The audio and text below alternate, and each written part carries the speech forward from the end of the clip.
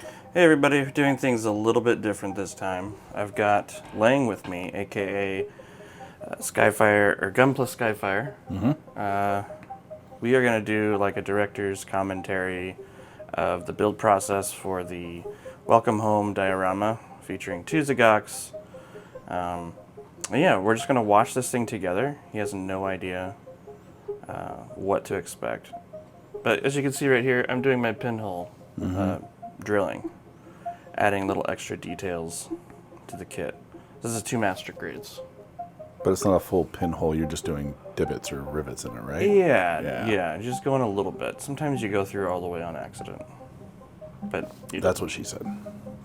Yeah. Yeah. You can't see it though, so usually. But yeah, so this is after I've sanded some parts. So after I do the pinholes, I sand over it to get rid of the burrs. Yeah. It also lets you see like your progress on it. What, the bright orange? It does look kind of bright orange. But it's not that bright orange straight out of the box?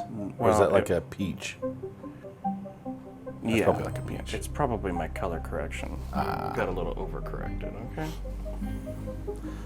Starting to look like I need the bright colors when people said, you should do a Vicks Vapor Rub theme. Now I have to do it now, seeing this. Yeah. Well, you can achieve a bright orange. Are you sanding everything?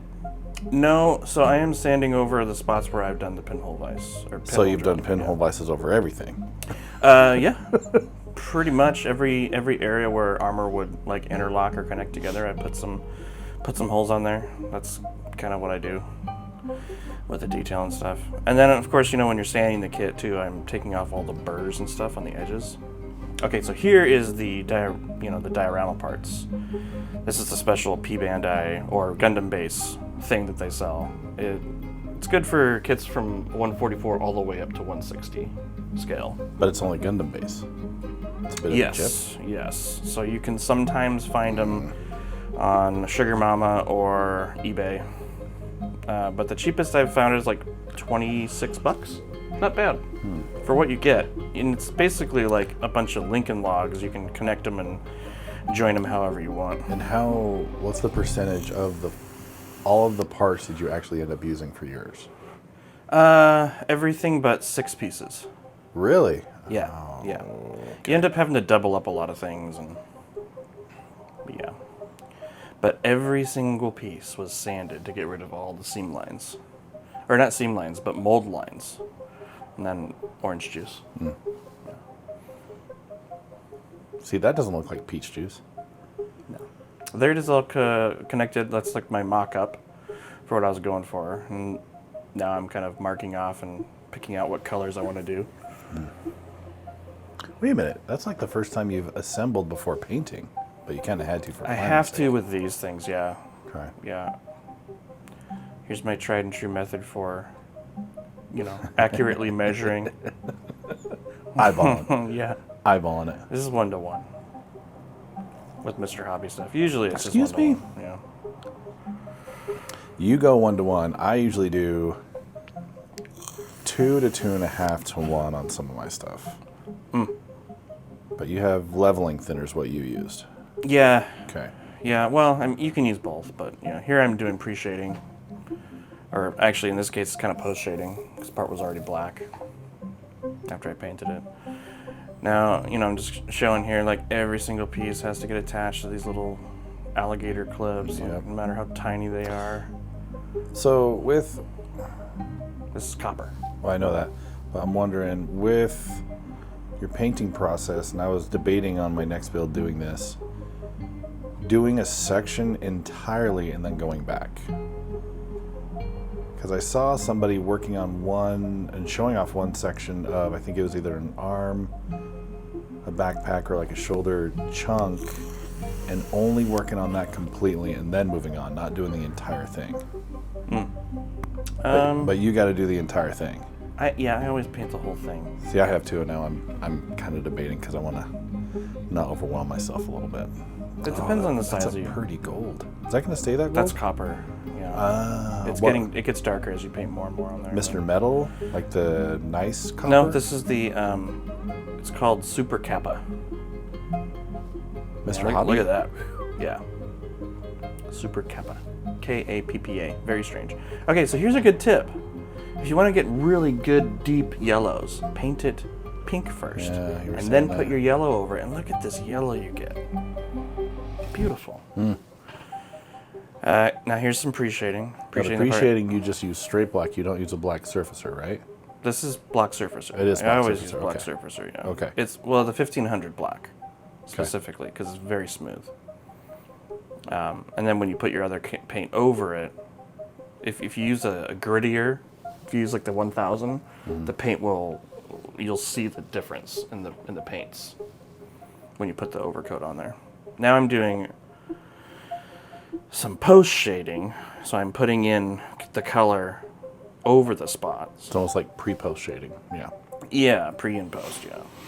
And now I'm doing the overcoat. See, I'm spraying over the whole thing now, getting it to the tone that I want to get it to. It was very difficult to focus this stinking camera while I was doing this. Yeah, but there it is, finished. Okay. Look at that yellow. Look at that yellow. That's good. Okay. There's just some rubber parts before and afters. What is going on here? Well, dude. Oh, it's time to eat. That was... Your color corrections are making this very interesting. Well, that literally looks like beef zagok.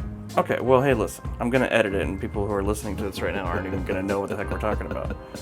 But what is going on? I don't know, I got hungry. So I got hungry. Right. Okay. And, what is that? Well, is that like you'll see. Velveeta and spaghetti sauce had a baby? This is spaghetti sauce. Huh? Italian sausage and beef. There it is. That's better. Simmering. What am I making? Oh, what are you making? Do you even remember this? Or was this like a fever dream? After all the paint cheese fumes. on there. Oh, mozzarella chunks. Dude, what are you doing to me late at night like this? I'm hungry. It's lasagna. It's lasagna. Yeah, sometimes when I'm doing a kit, I get inspired for cooking something, and it was just like I was feeling lasagna. You know, about a week and a half into this build, I was like, lately it's been the unique ramen, hasn't it been? Spicy ramen. Yeah. Yeah. Look at them layers. Oh, look at that bake. Oh, I'm hungry. Oh, look at that cheese. A little found Parmesan on top. We found The steam. Beautiful. All right, back to building. We found an air fryer ramen recipe. You'll have to shoot it to me. Oh well. All right, so this So is we're assembling. metal. Now we're assembling. Well, but the metal inner frame. What'd you use for that metal? It's just super silver. Okay. Not shine silver, but super silver. But you don't pre-shade the inner frame metal.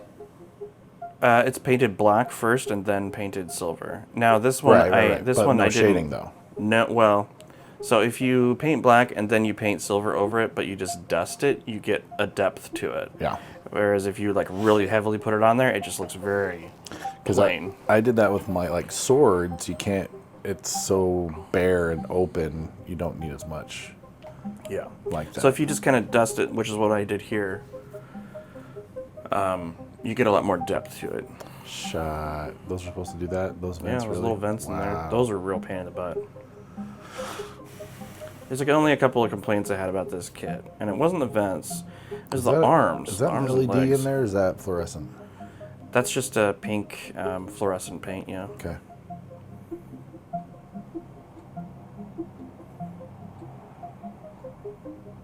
You don't realize how Ooh, low look at that eyeball is. That's funny. Yeah, this is my favorite part of the process, is putting it together after it's been painted, you know? And you Feels top good. coat after the paint. So with this build, You had to. Well, no. I haven't top coated yet, no.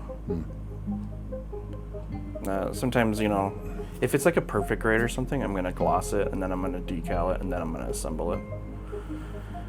But with this one, I knew I was gonna be covering the whole thing in resin, so I wasn't super picky about, you know, how the decals are gonna lay on the paint. Sure. tell by the rivets on that one now. Yeah. Oh, look. You see me using that little tool you got me? Gun Primer Balancer. Find yours at your local distributor. Those things are great for clear magical. parts. Yeah. Gun Primer won't tell you they're manufactured with black magic and love. See all the detail those little rivet holes add? Look at that.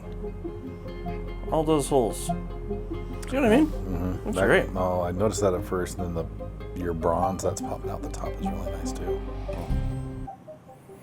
That's the jetpacks in the back.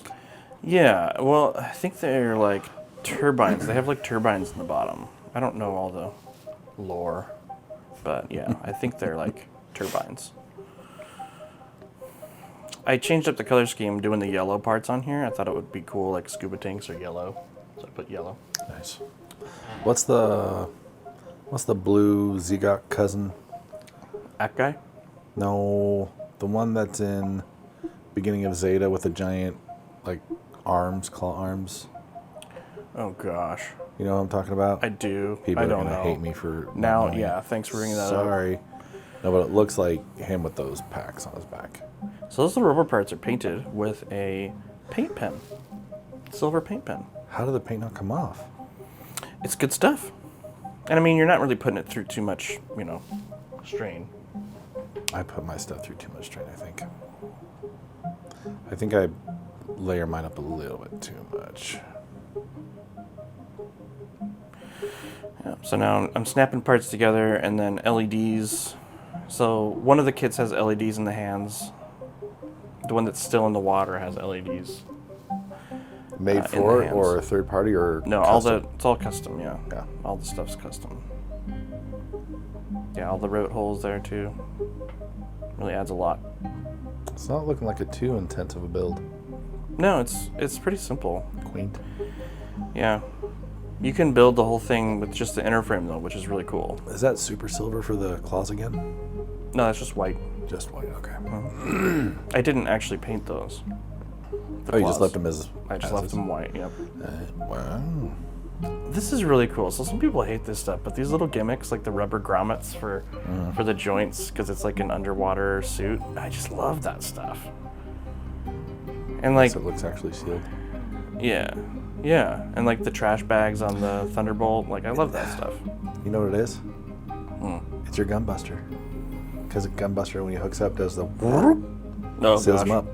Yeah. It's starting to come together now. Gun buster! Wait, his eye moved. Was that supposed to happen? Or did you move it? I probably moved it. Okay.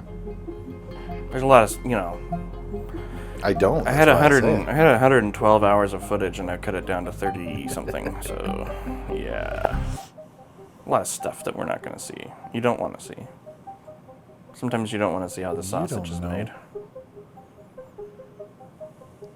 Okay. Yeah, so these arms, the way they're put together, it's terrible. They fall apart so easy. Normally I don't have problems with that because I pose my kit and then I'm done with it, but this thing required a lot of moving the parts constantly as I was building it and changing things and doing lights. Like I had to drill holes up through the entire leg and arm, both legs and both arms for one of the kits to feed the wires through, and it just caused havoc on the joint system inside. Right there, you did a little bit of masking, I'm assuming, for the foot panels. No, that's appreciated. I saw some silver on there, though, so how'd you do that? It's peeking through from the underside. Yeah. So you get the inner frame for the master grades is really nice. Inner frame for the bottom of the foot. Oh yeah, the whole thing's got a full inner frame. And when you paint it silver, there's always little bits that poke out, add extra detail and stuff.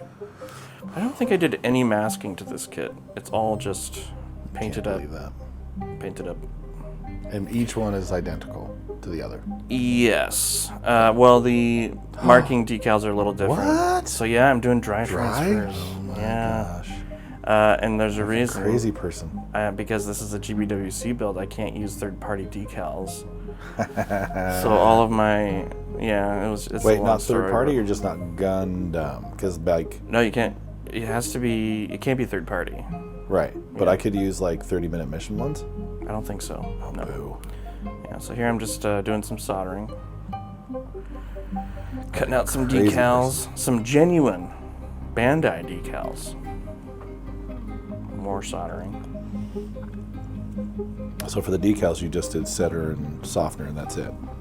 I didn't use softener. No top coats, no Just anything. setter. Yeah, I only use, you'd only use softener if you're going over like curves and stuff that are like really extreme, but look at that. Look how it fits on there. It's like it was made for these LEDs.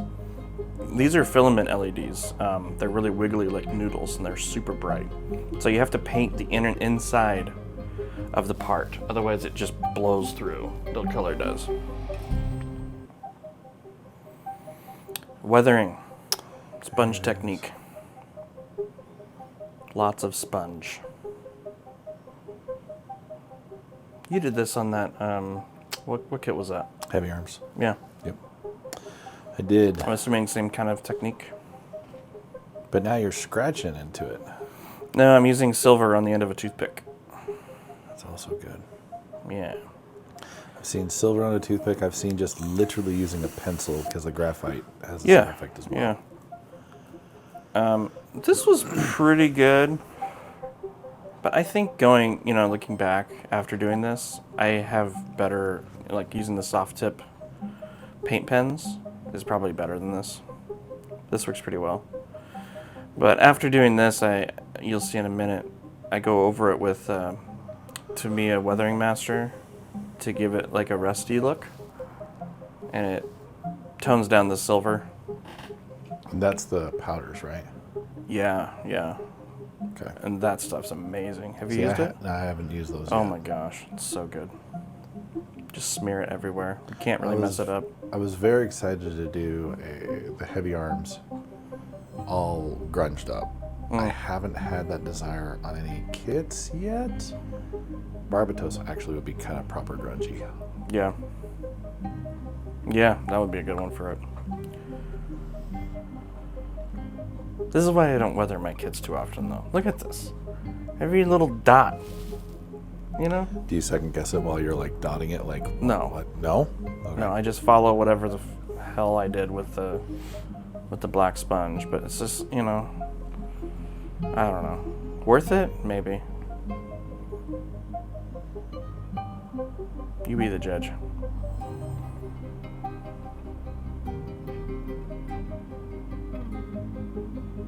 This is sped up 800%, by the way.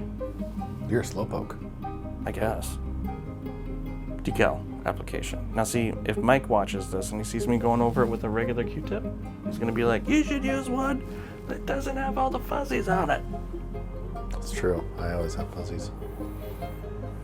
Sorry, did Mike. Did you get one of those squeegees? I just got a squeegee. I haven't tried it out yet. Yeah, I've got one of those things. They're very, I have bad luck with them. They always pull up the decal because they're so absorbent. There's a non-fuzzy squeegee. There's a non-fuzzy. Yeah, see, I was thinking about Mike.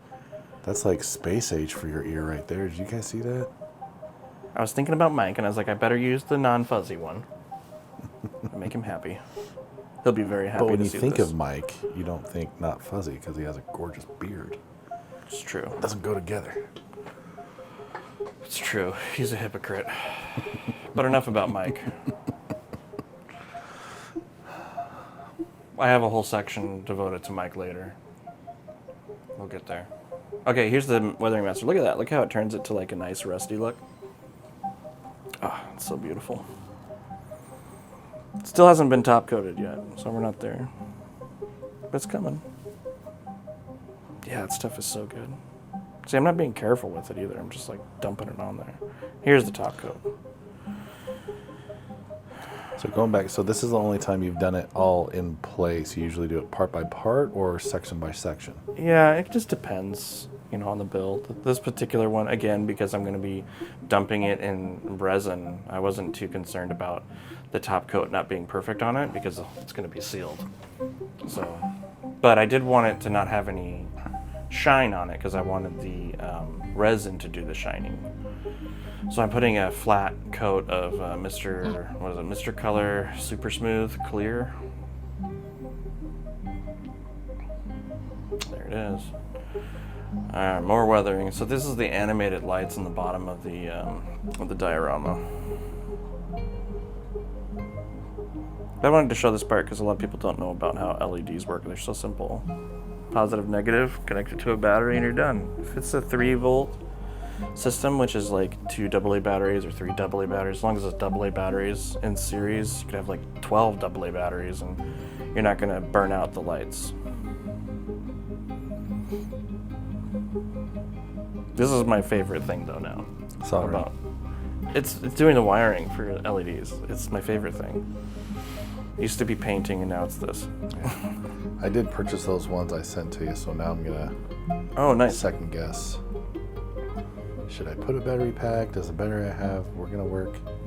Because they're magnet turn on and turn offs and they're all animated LEDs. So oh, interesting. This is heat shrink tubing. You can buy packs of these little tubing bits for like $12 for like 500. Nice and sealed. Goes right into the diorama. Into it. Whew. Yep. Now I'm just cutting out holes. So this has all been painted and detailed and everything, but now I'm drilling it out. Running the wires through. This is when I was still a naive little boy. I didn't know how hot the resin was going to get. And what I'm doing right now is foreshadowing.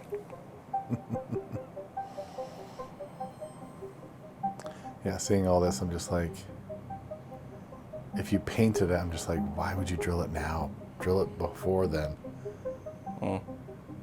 That's just how I do it. And I'll probably always do it this way. Plot plate. I have a whole tutorial on this.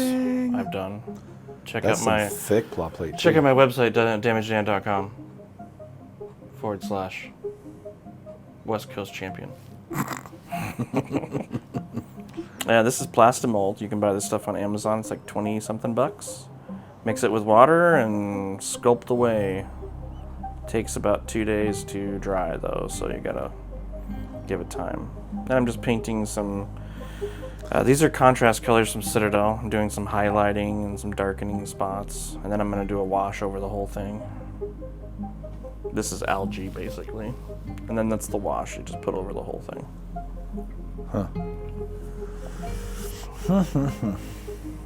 You're showing me all your tricks. I'm gonna dethrone the king next year.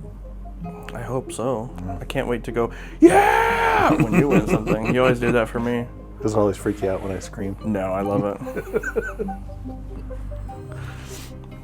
This is supposed to be seaweed. But, see, I put this stuff in here first before I secured the models down on there, and then like 90% of them ended up breaking off, so. And then this is the front part of the diorama, the paneling for the, the hanger base. Plot plate, baby. That looks like some serious thickly. It's super thick, yeah. Mesh. I bought this mesh at Tammy's. It's our local hobby shop. Yeah. I wanted this to be like a drain area, like where the water would drain into instead of just dumping everywhere. I didn't even notice it was plot plated. Yeah. And those are your new super awesome industrial god hands. That's the biggest god hand you can buy. So jealous. I need to get those because yeah. Everyone needs to have those. Oh, the plot plate. Scribing. Not my favorite pastime. See, I kind of love scribing. So why don't you do it? I have. My last. I don't believe you. This is the mold for the pour. We're getting close to the adventure. Pour. Yeah. Careful, safety, safety, safety! Oh, close. You can't see, but I am wearing glasses. This is MDF I bought at Home Depot. It was like $3 a sheet. Really great stuff.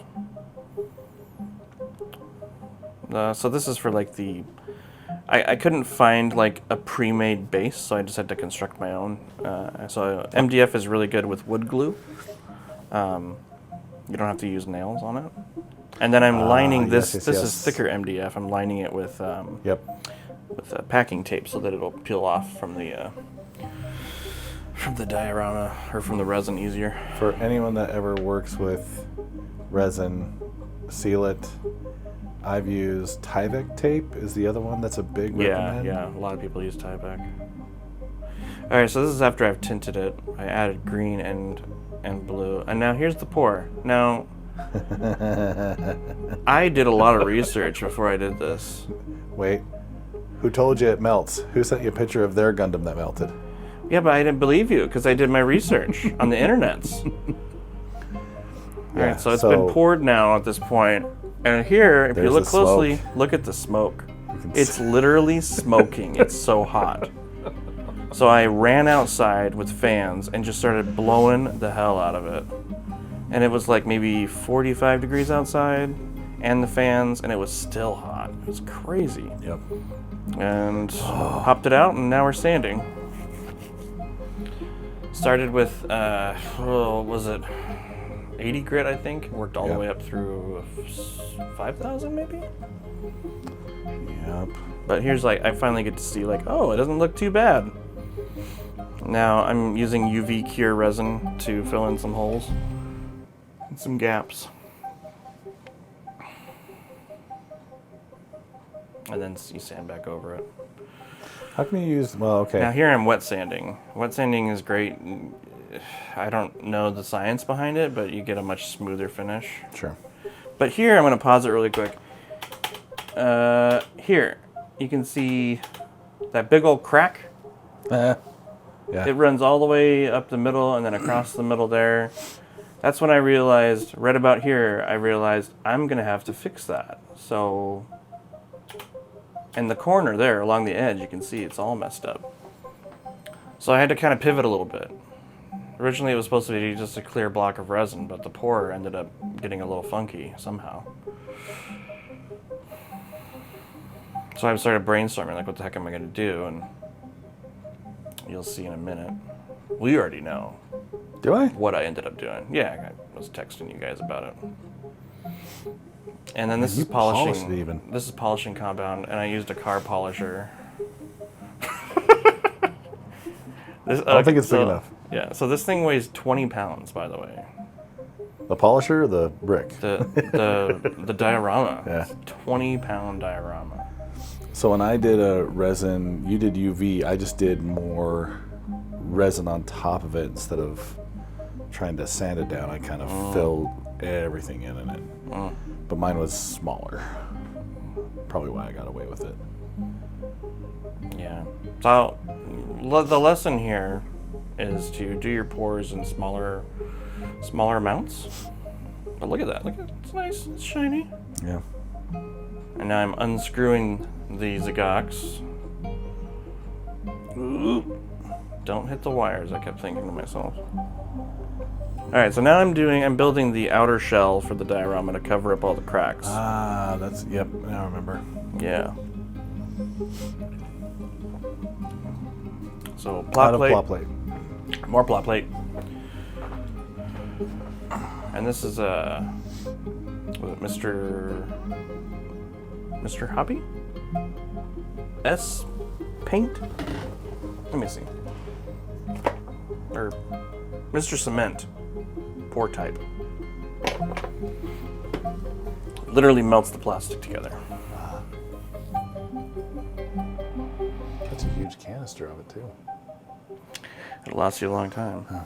This is the stuff you can use to make sprue goo. Unless your family spills it in your office. Yeah. Did that happen to you? No, it happened to you, I thought. No, that was a thing of Nuln oil. Yeah. So Bruce lost the top to it. Ah. Yeah. So back to surfacer, yes. Yeah, so like a base coat, and then I post shade afterwards. Right here I'm post shading, so. Yep. Gives it some depth. got that shading. Oh yeah. Everything gets shaded. Did you do the underside at all? No. What? So Well, you I mean, can't see it through the resin then. huh? You can't see it through the other side of the resin, or else. No, there's what? there's a lot of reasons why too. Mostly because the light bends it, so you can't really see a straight angle. For everybody that thinks like markers are dumb, Yeah, look what you can do. No masking required. it's a lot. They're a lot of fun. Who thinks paint pens are dumb? I've never heard that. I did at first. Pfft. I'll own it. There you go. Look at that. There it goes. Now we're detailing my knuckles. Everything had to be weathered. So here I'm using the pens as opposed to the, and it's so much better. It's so much better. But you didn't do the pre-black, or are you going to go back to that? No, I didn't do the black on this. Because for this, I like in my brain, the cannon was just like metal plates that are just bolted together. They're not like painted first. So the black is like the undercoat for the red, then the silver is breaking through. Yeah, this is actually really fun. This is a fun part of the whole process. I love how smooth that's turned out. Yeah, this is a fun little thing. The little angle for the plaque. Oh, Little box made out of. See this guy? See this guy? Kids, if you want to be a champ, make angles for your plaques. Yeah, so it angles up so you can read it nicely. And then of course you gotta weather the whole thing. It's an aqua build. It's all rusty. I love this stuff too. And so, yeah, see, I'm using my finger to kind of wipe up the excess. It's easy peasy. Try one. Oh, 100%, you should try it. It sticks a little better to like painted surfaces because it's a little grittier. If you put it on bare plastic, it just kind of smears around like a grease, I don't, but. And then this is what is this stuff called? Vallejo Water Effects, I think it's called. It's like a Elmer's glue paste that dries clear. Dries pretty quick too.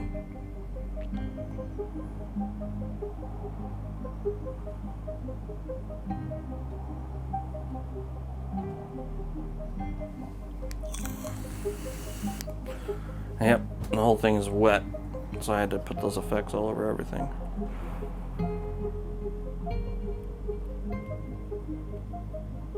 There's only one thing that's posable on this whole kit, or this whole diorama, and that is the fingers, yeah. Claw fingers. This was really scary to do, by the way. I've used this stuff before, and I know it dries clear, but smearing white crap all over your finished diorama is very scary. Very scary. So these are little effects you can make with UV resin and a UV light. You just kind of paint your design onto like a piece of tape, and then it just pops right off. Now I'm just gluing up the outside. And you can see it's all cleared up now. You needed all the measuring for those chunks before and everything. Yeah, So you had it right. yeah. There goes the plaque. And I think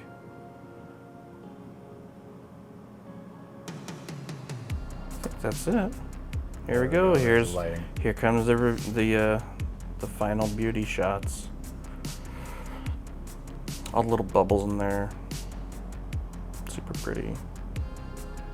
Who's that? Is that Char? Oh, you even painted the Oh yeah. monitors. That was Ian's idea. The dude holding the lights. Nice. Thanks, Ian. I love the bubbles. Yeah. Look at those refractions from the waviness. It's so beautiful. Very cool.